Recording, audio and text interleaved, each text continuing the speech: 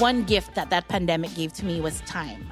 Yeah. Because true. from 2014 till 2020, I've always I have no time with my kids. My kids grew up right before my eyes. Aww. And then I got the full 2020. They got mom. Yeah. 24/7. Like, this is what it's like when my mom's around. Yeah, they got mom for a full 24/7. Yeah, cooking up some so good did stuff. James. Yeah, James got James the wifey. got me for 20. And vice versa. You got James. Oh, yeah, I got James too. He may have thoughts on that, but yeah, I mean, the time that I missed from the business opening and all the branches we've opened, I got it back in 2020.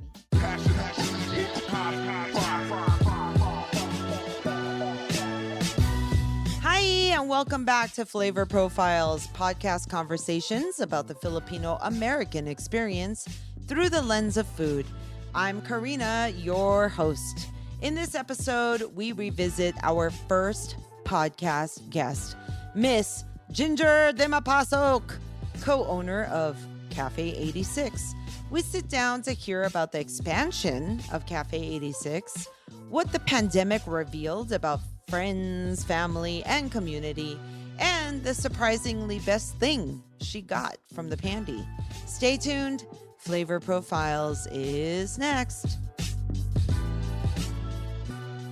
Hi, everybody. We're here. Flavor Profiles. Guess where I'm at? I'm at Café 86. I am with the co-owner. Just saw the other co-owner leave. He had things to do, obviously, boss people stuff. So I'm here with Miss Ginger Dimapasok. Do not enter. And our last interview was, it aired in June of 2017. Is that crazy? 2017. That's 4 years ago. That sounds like forever. 4 years ago, you were our first on the podcast of the whole entire thing. Was I the first? Yeah, you're the first episode ever. Nice. I know. We go back, and we went back even a few years before that. So we've known each other now, a little while. I think 2015 is probably when I met you. Maybe, but it's all, when we're still friends now. So yeah. Through the pandemic, through it all, we're still together. I still love you. Yeah. Okay, so everybody, just so you know, her episode was the first of the podcast. So if you would like to go and listen to that and listen to Ginger's story about where she grew up, where she was born and raised, what she did before she was doing Café 86, and then how she got into Café 86 along with James, her husband, and where they were at then.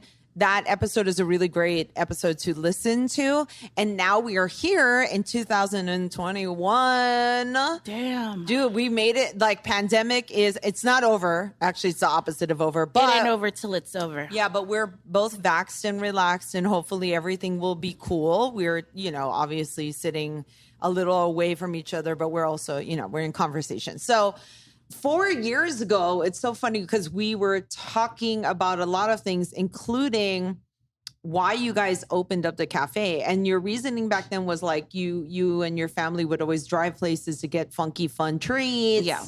And, iced coffees and bobas. And then you're like, you know what, we're going to open it. It was something you didn't you underestimated. Right. And then you were like, all right, we're doing it. You called it Café 86 because I feel like it was one of James's cars. It's his car. The car that they would go to car meets back then. Yeah. In West Covina. There used to be Coco Banana in West Covina. Ooh. Filipino ice cream. Yes, that's right. They would go there, pop the hoods, hang out, and just stare at each other's hoods. And James was like, Sounds funny. I know, they would. It's so nerdy, but it could be worse. So they do that. And when we decided to open the cafe, he said, I just want to have a place for my car meets, and I want to call it Café 86. And back then, I thought it was just, I'm like, that is weird. It sounds like a pho restaurant. True. Because of the number. Yeah. I said it's like pho 79. Yeah. Now Café 86. But then, it's his car. It's the year of his car. We love the 80s. Yeah. 80s culture, 90s culture. So it made a lot of sense to name it that. And I grew to love the name. Yeah. To love the car culture and, Right. All that James does with his friends. So I would always tell people that the 86 the car, the crew, the car meets is the soul of the cafe. Okay. Because really, It's the root. it's the roots. Right. Next to our Filipino culture, that really rooted Cafe 86. And wherever we go, the car meets are there. Filipinos are there. Right. The 86s are there. Okay. And the concept of Cafe 86, or what your menu was what? The Cafe 86 menu really started with just unique drinks. Boba shop, but not your typical boba menu because I wanted to incorporate ube and calamansi and whatever Filipino flavor. Filipino flavors for sure. Mango. Okay, right. It started with just that. That was our initial business plan. The draft, the menu had drinks. Yeah. Okay. It was like 2 rows of just drinks. And then I think I said this in the initial podcast where like a week prior to opening, James was like, well, we're not going to serve any food at all. I said, yeah, we'll make some sandwiches and stuff like that. Yeah, that's right. The sandwiches. And then he's like, what about like desserts since, you bake? That's when the baking began. And when I was going to bake, I'm like, well, I'm really not a very vanilla chocolate person. And I really wanted to be unique. And that's always been me. I just can't do anything normal. Yeah. So when we developed the first menu, the first round of baked goods, it was the ube, the first version of the ube truffle, which had pinipig on the outside instead of what we have now, which is Oreos. But that didn't work out well because the pinipig just got soggy. And so that got scratched out. Crispy And anymore. then the other thing that I made was the ube cinnamon roll. Man, that sounds Which I really haven't made good in a right long now. time. And I know after this, people are going to be like, well, when is it going to come out again? Yeah, well, special, you never know, for the holidays Yeah. or something. Yeah. Who knows? Who knows? You're not a pedestrian palate, right? Yeah. Your palate's like, you've definitely got unique flavor profile influences in there. So I Yeah. didn't think chocolate cake's great. It's I love delicious chocolate when it's cake. great, but like, why, if somebody else is doing that all the time, Yeah. might as well put in something that you In fact, do. funny enough, and every time we try to pepper in something like that, like a chocolate cake or an Vanilla. orange vanilla bun cake, Yeah. and nobody wants to buy it. They're probably like, it ain't purple. Yeah, well, they're probably like, I can go to Panera for Yeah, that or so something. we've learned to just stick to what people love. Yeah. And what we love to make. Yeah. So ube it is. There are 6 Cafe 86s. Yes, ma'am. In Southern California. And Nevada. One in And Vegas. one in Yes. Vegas. Correct. Yes. And I mean, we talked a little bit about your like a business background or how you guys finagled that, right? Because it's a business. At the end of the day, we talk a lot about food and menus and what you like to bake and this, but at the end of the day, it is A business. leases, Yes. paying a mortgage or paying a lease or rent, Payroll. paying payroll, worker insurance, Oh, heck yeah. food supply, and then schedules. Right? Yes. There's a lot, etc. There's a lot. There's a lot that. Yeah. Yeah. And now you have 6. So that's amazing because you would think doing the 2, which seemed to overwhelm you. Yeah. As I say that, the phone rings. That's funny. Yeah. But then you continue to do more than the 2. Yeah. Well, why did we expand? Like, why was it? James is the overachiever. Number 2, there always seems to be like a telltale sign. Like we'll open a branch, we open Chino. Right. And then we would get a foot traffic from a totally different area. It's like an hour away. Okay. And it would be a constant thing. We make a habit of asking people, where are you driving out from today? Yeah. Where'd you come from today? And it was like a constant. When we opened here, it was always hearing Glendale, Pasadena, San Gabriel. So we Right. kept hearing that. And Right. then James was like, I think there's a pull and there's a demand and we might need to open in that area. So that's what we did. We opened in Pasadena. And then once in Pasadena, we would hear, I came from Cerritos, from Long Beach, and all these places. Yeah. So, okay, then maybe we need to go there. Right. And then once we opened in Cerritos, we would hear, oh yeah, we were driving down here. We're visiting from Vegas and So San that Diego. would be like your own research. Yeah, it's kind of like our research, and we would keep hearing these places, and then we'd visit. Then we'd always find a Filipino community that may need to have a Cafe 86. Of course. And that's where we go. Okay. I am so proud, so happy to see all these businesses coming up. even during the pandemic, when everyone all of a sudden became a baker. Yeah, it's true. Right. Everyone all of a sudden became a pandesal baker or some sort of, all the breads. I was just so happy to see my feed from social media being filled with ube, pandan, lumpia, embutido. Everyone selling some sort of Filipino food, and all of a sudden their skill set came out and they're sharing this food. And I've always been one to just really be happy to see it out there. Yeah. So what helped you? So you guys were, Cafe 86 was in 2 years in before the pandemic hit, if not 3. You guys were like right there. Then, everything shuts down around the world. So what did you do? Like, first of all, what was your thought? And then how did you sort of pivot, reassess, and like, what was the plan moving forward? I think initially our first priority was safety. Okay. Safety for not just our staff, but for our family. Yeah. So the easy decision was to do what we were told to do, which was shut down. Correct. So as hard as that was to do, we did it. We never stopped working. You shut down all of the locations. And you had, 5 or 6 at that time? We had... all 6 were running? We had Chino, Artesia, Pasadena, and Vegas. Oh, and we had 5. We had Chula Vista that had just San Diego, opened. Near San Diego. The first San Diego store had just opened. So we had 5 up and running at that time. Yeah. We initially shut down Pasadena first because LA County, that area, just said, you have to shut down. Yeah.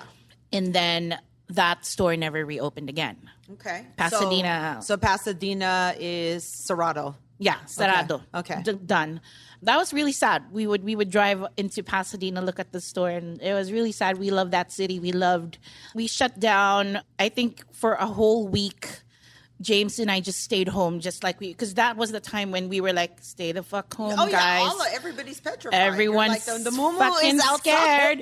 It's like zombies gonna get you. Yeah. So we stayed home. Yeah, panicked. And like safety is what you're looking for. James did nothing but look at numbers. Yeah. I remember that. Numbers for the business or numbers for the just business. Life? Okay. Numbers for the business and life. Yeah. Because without the business, our life is shit. Right. So he kept looking at numbers and he's just like figuring out what the hell we're gonna do and how we're gonna survive this. How we're gonna survive. And how long did you think it was gonna go? They said flatten the curve in 2 weeks. Oh wow. I heard flatten the curve 2 weeks. Yeah. The 2 weeks said flatten the curve by summer. Of last summer, And then summer came and said maybe by fall. Right. Yes. And then fall came, and then Christmas, like, pandemic, it's just a shit show. And you're just like, oh, God. Right. I think for us, one thing that we we didn't fail to see it, but we knew from the beginning that our business model was always built to survive something that's just pick up and go. Okay. So when they announced that restaurants can just be open, we knew that we would be fine because we were never really a sit-down establishment. People just came, got their drinks, and left. Yeah. So you guys weren't like hanging. People didn't hang out here for a long time. People would come and bring their work and their laptops to study and stuff like that. Yeah. That one, people miss doing that. Of course. Now they have to be like stuck in their houses, and so, but. The model of pick up and go actually was takeaway worked for you guys. Yeah, so we knew that we would be fine. It was just a matter of really being able to keep everyone safe.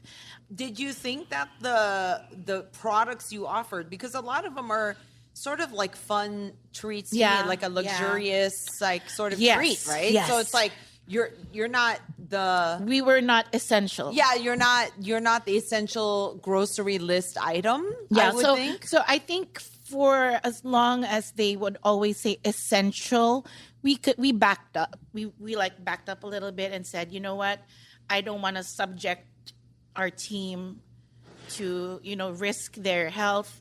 Yeah. because boba is essential. I mean, to some people, it may have been because we shut down for I think we shut down for 2 months. Right. And then when we reopened, oh my gosh, our line was out the door. We were so happy. Yeah. We were so happy to see our customers' faces. We were so happy to and they were picking be up. making boba. Yeah. And they were so happy to see us open and support. Yeah. And, people would cry. Why are you crying over boba? Don't cry. Yeah. But we were crying because we're like, okay, during the pandemic, I think you really saw the good and the bad. Oh, it revealed a lot about people. Oh, 100%. Bitch. Yeah. It was a lot of things that I really didn't realize about life. Dude, that's true. We were on social media, you and I, back and forth many a time saying, oh, I love that you're so... I don't want to say naive, but definitely err on the side of oh no, this is not like that. And I'm like, well, okay. I know you'd always say, take off your rose-colored glasses, girl. Yeah. You'd always be it's cynical, it's realist, but it's also for me, at the end of the day, I do believe people are majority good. But the thing is, there are those people you will never convince to have the humanity as their greater good. And those are the people you note. Yeah. You just go, okay, I'll remember that. And no, it's oh, don't judge me. No, everybody judges everybody every day. That's insane. That's how you keep yourself safe. You have to assess. Yeah. Are have you good judgment? Yeah. You teach your kids judgment all the time. That's stupid to say that. So during the pandemic, you literally saw so many facets of family and friends. So many. No shade to anybody, but to me it was if you had some really crazy extreme views on some other side of shit, you got dropped by me. I just don't need to. No, it's better. Keep it small, keep it tight. I need to know you have my back. Yeah, I called it life dialysis, where everything just got filtered out, and you literally just got left behind with what's essential in life. True. We literally were able to survive on the what is it when they the sieve, the sieve, and then the shit comes in the top. The bilao in the Philippines, the bilao for the bigas. You shake it and all the bad stuff jumps out. And you just stay with the nice rice that you get to keep. But it was a time where you saw the bad in people. You saw people who were selfish and kind of every man. You saw every man unedited versions of people. It's no longer just Instagram, the curated highlight reel. Yeah. Now you're really seeing in real life what you gonna do in real life. Are you about this life in real life? Okay. And here's the thing: everybody can have their viewpoints, but doesn't mean I need to hang out with you. Just like you don't need to hang out with me. Yeah. You can do all the things you want. Yeah, 100%. But why do you need to hang out with me then? I don't want that. I don't. It is a girl. Judgment. I'm afraid of people now. Yeah. It's so hard. Right. And it was a really, really rough year. Really rough. I mean, if we could only get skinny from crying, I would be so hot right now from all the tears I shed. The opposite happened to so many people, right? The pandemic weight of staying home. I cooked and I cooked and I cooked. I think it looked good though. I loved everything you cooked. Yeah, I think for the first 3 weeks of that lockdown, I was cooking 3 times a day. Yeah, we love Northridge. It feels right. Yeah, the people are amazing. The support that they're giving us is so great. When did you open the Northridge? We opened that 3 weeks ago, I think. Wow. Yeah. New. It's fresh. Very new, fresh. Yeah. Fresh out the box. Yeah, we're off of Reseda Boulevard in Northridge, about a block away from CSUN. Okay. And we see a lot of our people there, people from Santa Clarita, people from Valencia. Yeah.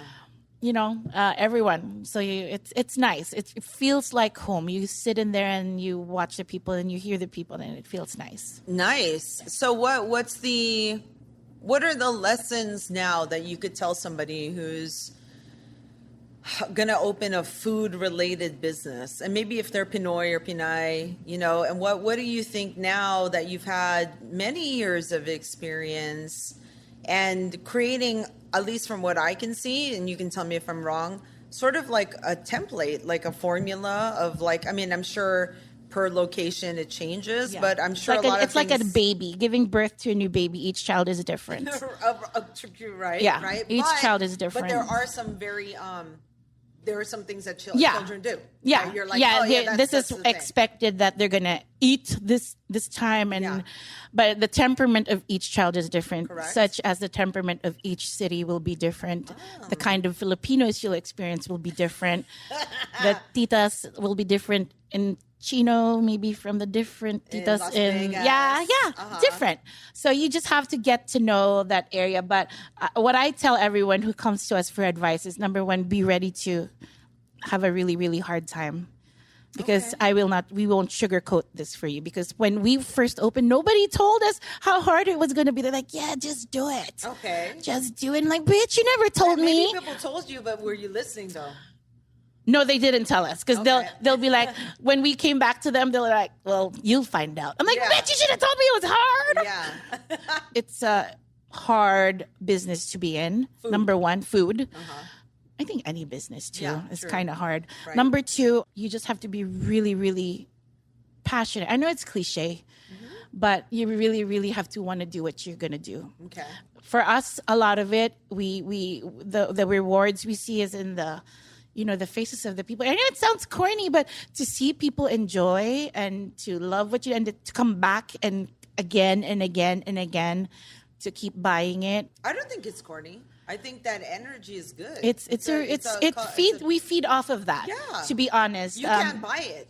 The kind of energy. The biggest reward is the energy that's given back to us. What would you tell somebody about their bank account, what to do and where to go?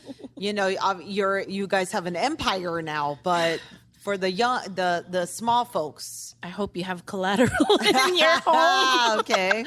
Because, you have to pull out loans from, your home equity and all that jazz. If I don't have a home equity and I have an apartment, I'm like cooking out are you getting my cottage license and making crinkle cookies? You have the means to get access to funding through a lot of the people in our community. Sure. It takes a village. Yes. And the beauty of our community is actually so strong and so multifaceted that there is a person for every need that you may have for your business. Correct. You just have to really find them. And you actually have to say you need it. You need it. Yeah. And you need help. Yeah. Don't be ashamed to ask for help. Right. Because people are there to help. Right. And when you present yourself asking for help, dude, you'll probably get 5 to 10 people all of a sudden offering these things to you that you never really thought you needed. Yes. And then all of a sudden, oh shit, I see. Wow, I never thought I needed this. Yeah. So that's what our community is like. I like that. And it was so scary at first because you never thought that existed until you stepped in and met all these people. So it's there. It's out there. The support system is there. The help is there. You just have to know to ask. Correct. I think it's also the maturity. We're not millennial Gen Zs. Yeah. We're past that. And you have to have the maturity to be like, no, this is real life. This is not like my hobby, my passion. It could start off that way. Yeah. But once it becomes numbers, money, gotta pay grocery bills and college. Children. Exactly. So it's a different. It's a different ball game. I guess a humble moment with yourself to be like, I actually do need somebody to help me. Yeah. And not keep it all like I can do everything by myself. No. It takes a village. Yeah, and I see business owners who want to do everything by themselves. Yeah. And it's like that's going to be really work smarter, don't work harder. Work smart. Exactly. And you need to delegate some of these things to other people. Yeah, and I think it's just really stay grounded. Mm-hmm. There's always room to learn. We always still think that, we have a lot to learn. Yeah. 6 stores in, there's still, like we just opened Northridge. Oh, wow, we just opened Northridge. It feels like we kind of know what to do now. Right. But there's still, like, I was making a list last week of the steps on what we do to open the store. And I'm like, oh, wow, if I saw this in 2014, life would have been so much easier. But it shows me what we've learned along the way. And I'm like, I never thought I'd learn these things. But heck yeah. And when somebody asks you like me, you're like, oh, yeah, what? what do you think of social media and or other ways to market? What do you think work best, not work best? Like, what do you think people, what's real, what's bullshit, social media, and what's good? social media, I think, was the biggest contributing factor to us getting the word out. Okay. In 2014, when we opened, we were so zoned in on just operations. We had no idea what was going on and how people were hearing about us. Okay. Until somebody showed us a Instagram feed Yeah. and said, "This is you." Yeah. And it was all our products. And I'm like, what the flying F? Yeah. What is that? And I Right. mean, I had Instagram, but I didn't know how to navigate it. Okay. Even though James is from a tech world. Yeah, he was not social media adept. He was not. So because some people don't get, like, social media Is a and different tech is different, right? Separate. They're Different different beasts. things. So Yeah. social media is a completely different. Yeah. It's a job at that. It's And, a job. right? True. So, what is the most important marketing tool you can suggest to people, or you think people need to either spend money on or spend time on? Both. Social media is. You need to learn how to navigate social media. Right now, we're doing it all on our own.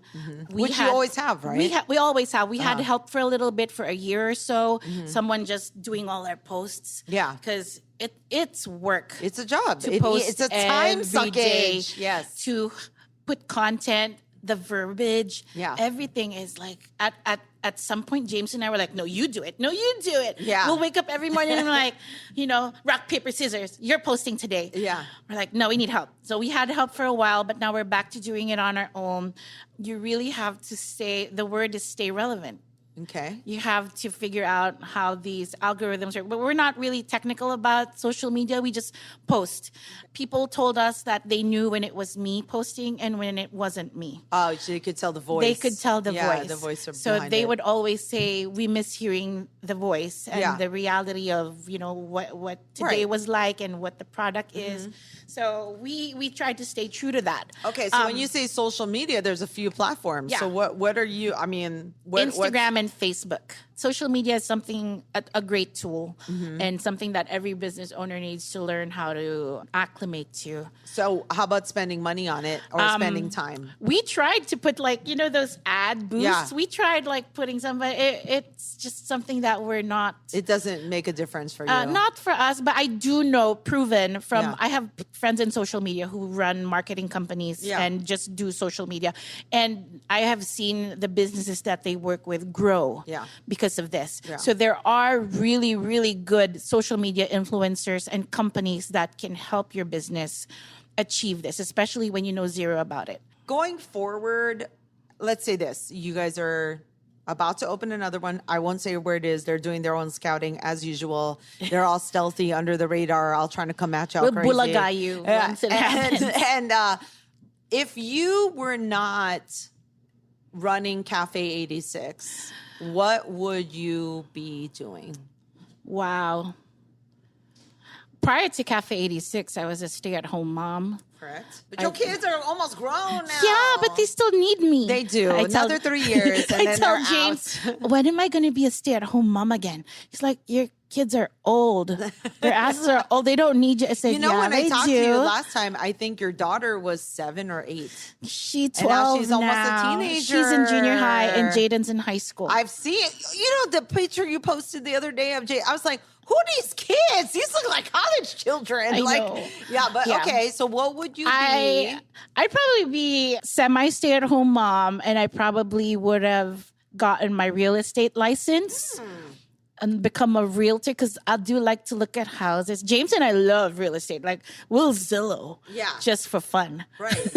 Yeah, real estate's good. Yeah, real estate. Probably I'm I'd not be. an agent, but real estate's Yeah, good. I real love it. estate. We love real estate.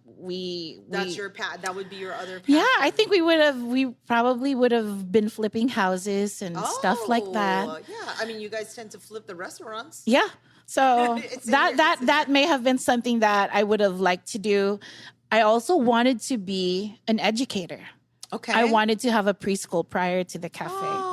So that was one of the You have other things. patience. Maybe. I don't know. I'll ask my kids again. Do you think mom would be a good? I don't know. They might say no. One more question too about Philippines. When's the last time you went back? And when are you 2014. going? 2014, before the cafe opened, was our last trip to the motherland. We wanted to go home last year. Yeah. But obviously, it doesn't look like we're going to be going home again anytime soon. soon. The Philippines is in their own chaos. Yeah. So, I mean, I'd love to be able to go back home next year to just, get inspiration again, visit my mom's hometown, Pampanga, my dad's hometown in Cebu and Davao, and be in Manila and spend time in my husband's hometown.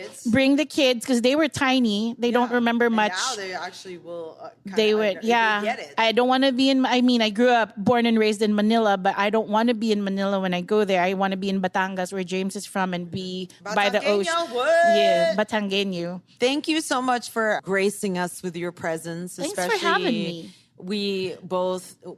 We were supposed to get together, but obviously we were always like, "Ooh, pandemic, not pandemic, not pandemic." So, and now we're like, "All right, fuck it, we're doing this." And knock on wood, we're both vaxxed and everything's safe. Team Moderna. Yeah, exactly. Club Moderna, y'all. And her phone's ringing, so that she's a busy lady. We are so appreciative, and we hope nothing but success for you guys. And we love that. We watch you guys are the real bling empire over here. No, I don't know about that. We all the money goes back to the kids. But you've created a nice set of places for people like that. Like when you go, it's the same vibe. It's the same, somewhat same menu, I would think. Maybe a few differences here and there. Yeah. But like it's the same vibe, right? Yeah. And that the customer service is going to be on point. Yes. It's you guys that are behind it. So it's a nice thing, and you survived the pandemic, which is a fucking feat in itself, and it's we're insane. grateful. We're really. I think like going forward, there ain't much that could stop y'all now, because if you got through that shit, man, alive, you guys are good to go. Yeah, we're just really grateful for everything that the storms that we've weathered and all that, and for that pandemic. One gift that pandemic gave to me was time. Yeah. Because true. from 2014 till 2020, I've always I have no time with my kids. My kids grew up right before my eyes. And then I got the full 2020. They got mom. Yeah. 24/7. Like, this is what it's like when my mom's around. Yeah, they got mom for a full 24/7. Yeah, cooking up some so good did stuff. James. Yeah, James got me for 20. And vice versa. You got James. Oh yeah, I got James too. He may have thoughts on that, but yeah, I mean, the time that I missed from the business opening and all the branches we've opened, I got it back in 2020. It's a good ending. Yeah. As in like what the pandemic brought you in was a positive light. It was a gift. Yeah. It was time. that one gift of time that I thought I had lost, and I gained it back. We have a big ruler in the house that measures the kids. Yeah. And during the pandemic, James would measure them every month. Uh-huh. And they grew every damn month till they went past both of us. Aww. So that was the gift of time. Okay. I got to see them wake up, watch them go to bed, feed them 3 times a day. Yeah. And nobody was sick. Nobody was sick, thank God. Nobody Yeah. got sick. And, I kept my little bubble. Yeah. And that was the gift of 2020. That's it. Hindsight 2020. Exactly. Yes. 2020 experience, Justin Timberlake experience. Yeah. Hindsight 2020. Yeah. I got the gift of time, and I'm grateful for that. Great way to end it. Thank you so much, Miss Ginger. Thank you. We'll be hanging out probably after this episode. Yeah. All right, everybody. Make sure you follow them, Cafe 86, on Insta and Facebook. And also follow us and subscribe, and make sure you listen to the podcast and tell people about it. I mean, the older episodes are still relevant. They're still great. And the new ones coming out. And you know what? Peace and butter grease, y'all. Bye. This episode is brought to you by the team at Flavor Profiles. Follow us on Instagram, and be sure to subscribe to us on Apple Podcasts and Spotify, and wherever you listen to music, audiobooks, and other podcasts. Make sure to write a review and tell your friends and family. Thanks for listening to this episode of Flavor Profiles. Peace and adobo grease.